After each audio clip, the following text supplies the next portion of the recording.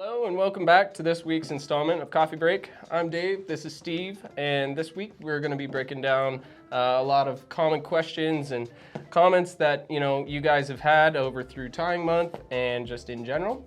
We love talking about everything, so if you guys ever have any other questions pertaining to gear, technical fishing stuff, tying, you name it, we're happy to kind of give our 2 cents and shed a light on that. Yeah, totally. We're prone to going very in-depth on certain things, so we're going to take a bite out of that list that we've received over the month, fly tying month here, and answer some of those things here today, give our 2 cents on a lot of these different topics and suggestions and questions and comments, all the above. Yeah, sounds good. Let's get into it. Okay, so for you, Steve, I want to get into Euro nymphing and plan to buy a rod soon. I have a three-weight reel already, but it was not designed specifically for Euro nymphing. It's an Orvis bat and kill, probably about 20 years old, but in great condition. Can I use this and stay with an Orvis Clearwater 10-foot 3-weight? Totally. This is exactly what I was just saying. No universal rules, but things will make your life easier. If you use a reel that's heavier, generally speaking, that's going to be nicer for that 10-foot 3-weight. It's a longer lever. You need more weight on the back end of that to keep it from really being a strain because of how much that tip is going to want to pull down with a really light reel. Can you use it? Totally, absolutely. I used that same exact rod for several years with many different reels, and the very first one I started out with was an Orvis Green Mountain that was made a couple decades ago, kind of lightweight, click and pawl, and it got me by just fine until I got something nicer.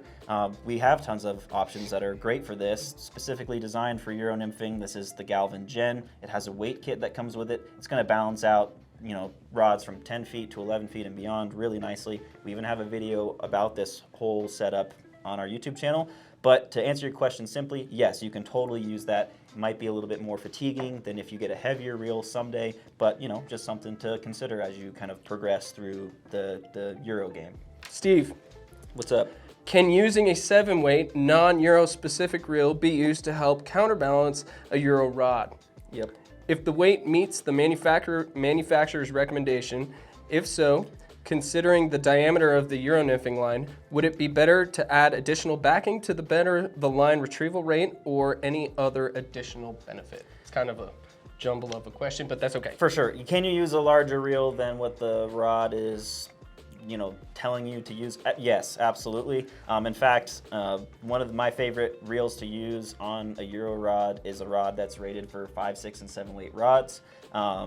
And that reel is nice and heavy, it has a large arbor. And do I compensate for how much room is on that spool by putting more backing on it? Yes, I try to take up more of that space. I don't like to make it super flush because I find that if you're having any issues with that leader getting stuck in the track where the spool runs on the frame, I underline it just a little bit so that it sits lower than that point, so I'm not running into that issue. But I do want to put enough backing on there so that that leader is not looking like it's tight to the spool and then you have like an inch of dead space. Use up the space that you have on that larger reel if that's what you're going to do. And that will help a little bit with the retrieval rate and keep things effective despite oversizing that reel. So if it balances it out, yeah, it's all about the feel. The fish don't care what you're using back there, but if it feels good to you and it's going to keep you comfortable and more effective, then yeah, oversize it for sure. Heck yeah. Yep. All right, another one. When Euro nymphing, when do you use a heavier nymph on the point rather than on the dropper?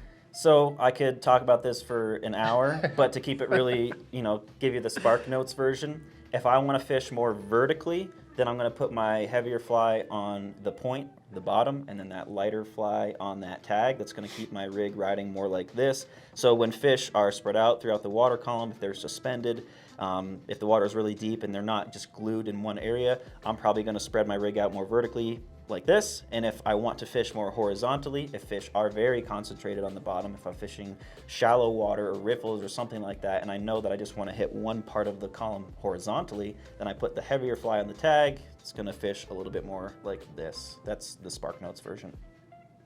Pretty accurate, yep. I would agree. Cool. All right, and next question. Gotcha.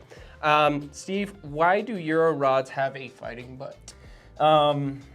There's a twofold answer on this one. First and foremost, I would say when you are fighting larger fish that are pulling hard on that Euro rig, because the rod is relatively, light and supple, until you get into that like lower third of the rod, it's going to bend down to there on most of the fish that you're going to be playing. So to get, good angles and tension and, proper amounts of force when fighting those fish, you're going to want to use a bit of your forearm. So having the fighting butt allows you to kind of steer that around more comfortably and more effectively.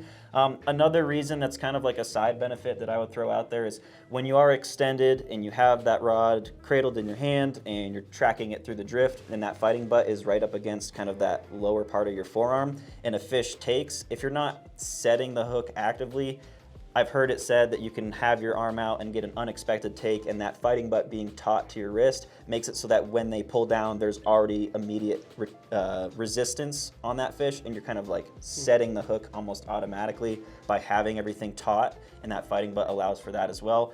But for me, it's more about what's in the name. It's a fighting butt. You use it to help you with fighting the fish. Yeah. I don't know. I don't disagree with any of that. Do you prefer to use straight mono or amnesia in place of fly line when just Euro nymphing?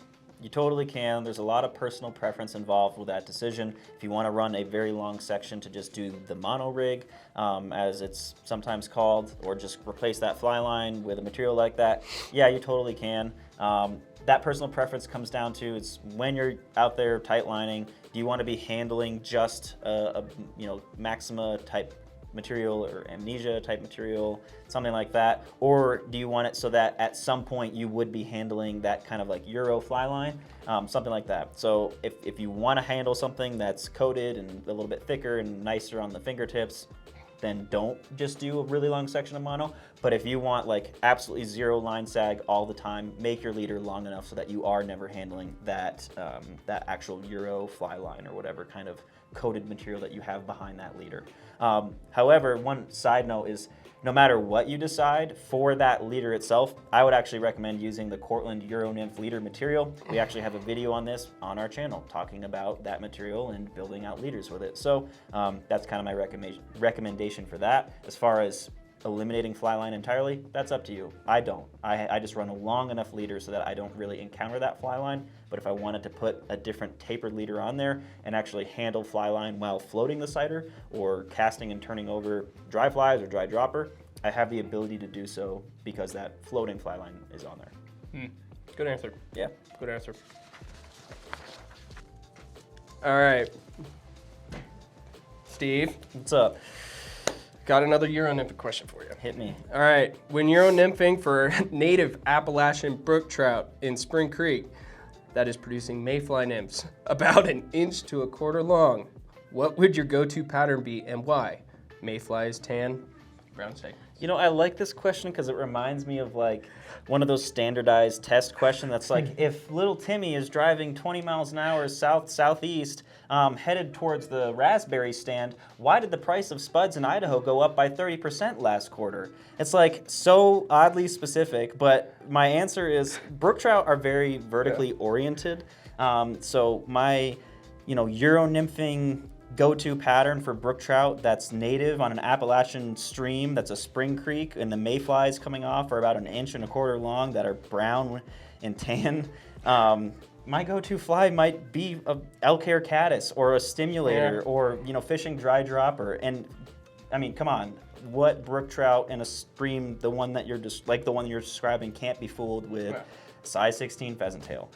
If you want to tie a pheasant tail that's 1 1/4 inches long, I'm sure that would look great to match your tan and brown mayfly anyhow. So, if you want to seine that, do a sample, match the hatch, go for it. But I like to feed brook trout, up above. They're pretty vertically oriented that way, really aggressive up top. So a dry fly or a dry dropper technique on that Euro rig is what I would do. But I've also fished a lot of, East Coast brook trout streams that are kind of mountainous the way that you're talking about. There's a lot of plunge pools and a pretty steep gradient, lots of elevation change and stuff like that, lots of steps and pockets. If you are fishing deep for them, brook trout go crazy for like jig buggers and worms as well. Sculpins are also on their top favorite foods list. But heavy pheasant tail, man. it's gonna work. My 2 cents is whichever one they eat. Yeah. Which is a lot. Yeah. I mean, there's not a ton of bug. Well, I guess it's, if it's a spring creek and you have mayflies like that coming off, but they're pretty damn opportunistic on small waters. There's not an immense amount of bug life the way that you have on like a tailwater or something like that, or even just like more prolific freestones. But if that's what you're describing, man, match the hatch, tie a big pheasant tail. Process of elimination, man. Yeah. If I go somewhere and I don't know how to necessarily target the fish I'm fishing for, I'm just gonna start throwing stuff. And once you figure out a couple things that work, hey, roll with it, Yeah. So that's my 2 cents. Yeah, I know I said caddis, an elk hair caddis, and you told me that there's jumbo mayflies coming off, but I don't know. I haven't met a brook trout that I couldn't get to at least take one swipe at an elk hair caddis. Yeah. Yeah. Thanks for watching this whole video, guys. We appreciate it. If you've made it this far, we've had a ton of fun breaking down some of these questions, giving our input. We started out, where you guys are, some of you are with these questions, some beginner-oriented stuff, all the way up through stuff that's, questions that we're still trying to answer ourselves. So we appreciate it. We enjoy you engaging with us. You can always leave a comment and reach out to us outside of Fly Tying Month too. It's not all about the giveaways. There's information to be had here and shared between all of us. So we appreciate it all year round, talking about fishing and tying. So make sure to get in touch so we can talk about some of the things that you want to talk about here, make videos on the topics that you've suggested, and just stay engaged, growing along at the same rate, fishing and tying. 100%. Subscribe for more content. We love giving it. Yep.